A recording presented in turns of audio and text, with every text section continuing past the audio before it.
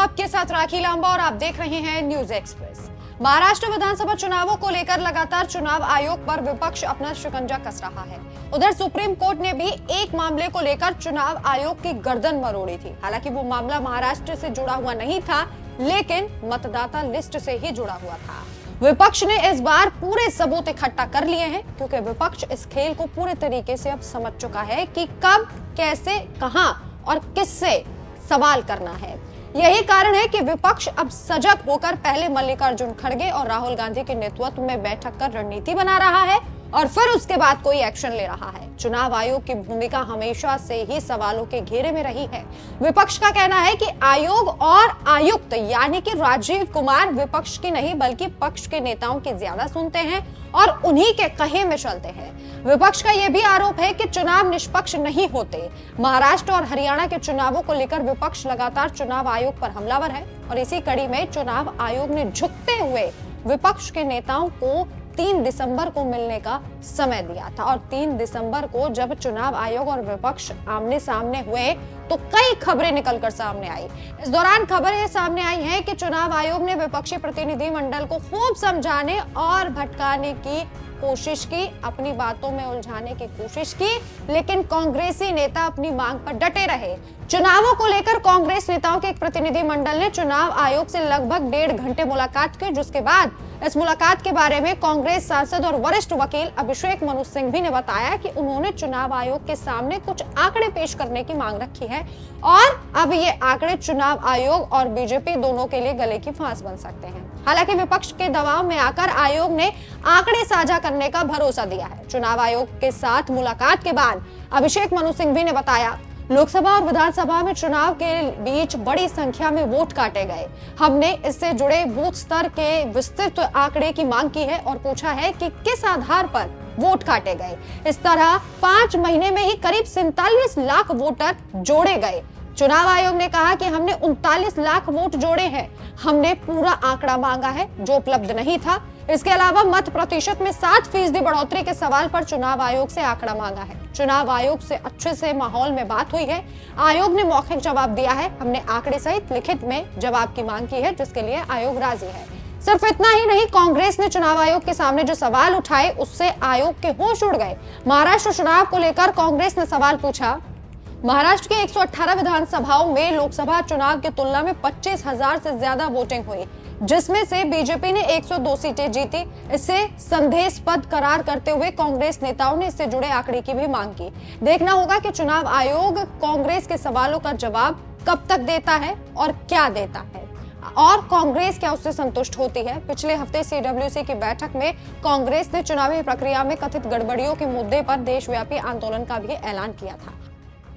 चुनाव आयोग से जो विपक्षी नेताओं ने सवाल किए हैं वो चुनाव आयोग की मुश्किलें बढ़ा सकते हैं, लेकिन हाँ, विपक्ष के सवाल जायज हैं और अब देखना होगा कि क्या जवाब मिलता है। वैसे क्या आपको भी लगता है कि कई राज्यों में चुनाव जो है वो निष्पक्ष नहीं होते और इसमें सबसे ज्यादा संदेह वाली भूमिका चुनाव आयोग की होती है? आप अपनी राय में कमेंट करके जरूर बताएं। इसके साथ ही अभिषेक मनु सिंघवी ने और क्या कुछ कहा था चुनाव आयोग से मुलाकात के बाद, जो काफी महत्वपूर्ण है, वो भी आप सुनिए। हम लोग सब अभी बहुत विस्तृत और व्यापक रूप से वार्तालाप करके आए हैं चुनाव आयोग से। लगभग 1.5-2 घंटे बाद चली है, 1.5-पौने 2 घंटे। कई बिंदुओं पे वार्तालाप हुआ। हमने बड़े स्पष्ट रूप से हमारे बहुत गंभीर मुद्दे उनके सामने रखे। संक्षिप्त में बात यह है कि हमारा उनके सामने जाना संवैधानिक पारदर्शिता के आधार पर है। आप जानते हैं कि चुनाव समतल जमीन पे न हो तो गणतंत्र और लोकतंत्र पे आघात होता है और वो सीधा बेसिक स्ट्रक्चर संविधान के मूल ढांचे पर आघात होता है। इसलिए हमने कहा कि पारदर्शिता, विश्वास और लोकतंत्र के इंटरेस्ट में ये वार्तालाप होना चाहिए। और इसका मुख्य बिंदु था कि जो हमारे बहुत गंभीर मुद्दे हैं उन पे आपको डेटा रिलीज करना चाहिए, तथ्य देने चाहिए, उसका अवलोकन और उसका निष्कर्ष हम निकाल लेंगे। 3 या 4 मुख्य बिंदु थे।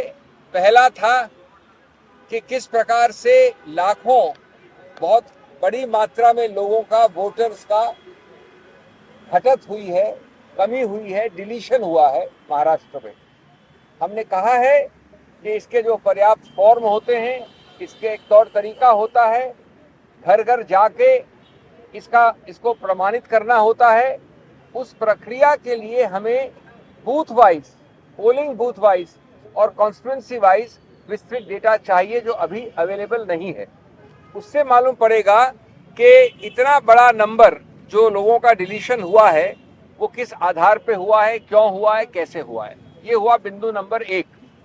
और उसमें हमने ये बताया कि कई बार हमारे सब लोग जमीन पे बात करके आए हैं, पटोले साहब यहाँ पर हैं, हमारे महाराष्ट्र के अध्यक्ष हैं, कि कई लोगों ने बताया कि कई डिलीशन एक व्यक्ति के 200-250 फॉर्म भरने के साथ हुए हैं। ये असंभव है। इससे मालूम पड़ता है कि एक साथ सामूहिक रूप से आप विकृत करना चाह रहे हैं चुनाव प्रणाली को। दूसरा हमारा बिंदु था इसी रूप में वोटर लिस्ट में जोड़ना, एडिशंस, और उसमें हमने कहा कि लगभग 5 महीने का जो समय है लोकसभा और असेंबली के बीच में, उसमें लगभग 47 लाख यानी 50 लाख से 3 लाख कम वोटरों का जोड़े गए हैं, एडिशन हुआ है। इसका औचित्य क्या है? इसके फॉर्म्स कहाँ हैं? फॉर्म 6 हो, फॉर्म 7 हो। इसका डोर टू डोर वेरिफिकेशन कैसे है, किस आधार पे हुआ है? हमको वो रॉ डेटा चाहिए। हमारे विभाग में बहुत एक्सपर्ट्स हैं, उसका रॉ डेटा का निष्कर्ष हम अपने आप निकाल लेंगे, लेकिन वो रॉ डेटा अवेलेबल नहीं है, इसकी मांग की। तीसरा अत्यंत महत्वपूर्ण बिंदु कि चुनाव आयोग के खुद के दिए हुए आंकड़ों के आधार पर एक सिर्फ महाराष्ट्र का उदाहरण लिया जाए तो 3 आंकड़े आते हैं। 58.22% वोटर टर्नआउट 5 बजे, 65.02% वोटर टर्नआउट 11:15 बजे रात को, 11:30 बजे रात को, और अंतिम आंकड़ा अगले 2 दिन बाद 67% या 67 से थोड़ा ऊपर, यानी 7% लगभग का फर्क। हमको जवाब मिला, बड़ा विस्तृत रूप से बहुत सौहार्द के साथ बातचीत हुई। हमको जवाब मिला कि साहब वोटर टर्नआउट एक अलग प्रक्रिया है और जो 17C का फॉर्म है वो अलग प्रक्रिया है, लेकिन हमने उनसे इसका पुष्टिकरण मांगा है और इसके लिए रॉ डेटा मांगा है। नहीं तो ये 7% पूरा खेल चुनाव का बदल सकता है। और अंत में मेरे मित्र ने, प्रवीण जी ने कई आंकड़े दिए जो हमने रखे उनके समक्ष। वो बताते हैं कि 118 ऐसे कॉन्स्टिट्यूएंसीज हैं, 118, जहां की 25,000 या उससे ज्यादा बढ़त हुई है पोलिंग में, लोकसभा चुनाव और असेंबली चुनाव के बीच में 118 और 25,000 की बढ़त, यानी काउंट जिन लोगों ने पोल किया। ये एक अप्राकृतिक बढ़त है, अननेचुरल है, और अधिकतर इन्हीं 118 में सत्तारूढ़ पार्टी की विजय हुई है। 118 में से 102 कॉन्स्टिट्यूएंसीज में। ये एक बिंदु बता रहा हूं, मैं संक्षिप्त में बोल रहा हूं। इस प्रकार के और कई बिंदु। ये बात सही है कि विस्तृत रूप से कई बिंदुओं का उन्होंने मौखिक रूप से हमको जवाब दिया है, समझाया है। जैसा मैंने कहा, बड़े सौहार्द और अच्छे वातावरण में ये डिस्कशन हुआ, और वो हमको लिख के भी इसका स्पष्टीकरण देंगे।